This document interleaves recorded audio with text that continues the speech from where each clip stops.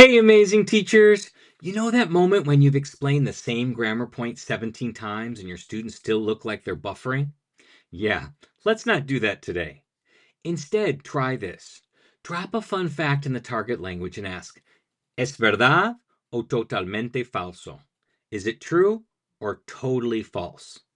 Insert dramatic eyebrow raise for best results. For example, tell them in the target language that sloths can hold their breath longer than dolphins. They'll immediately sit up like, wait, what? Then they start negotiating meaning, arguing, making predictions, all in the target language, and you didn't even break a sweat. Here's another quick win. Make the fun fact about them.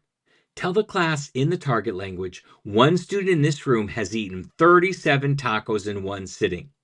Watch them combust with curiosity.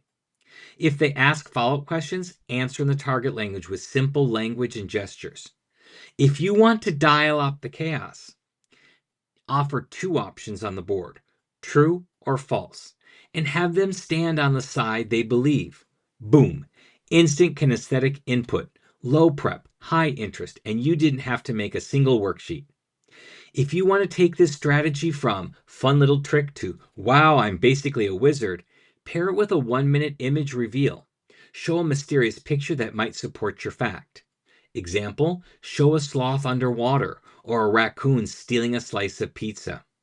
Honestly, 50-50 chance it's true. Then ask students to justify their guesses using sentence frames in the target language, like, I think it's true because, or it's false because.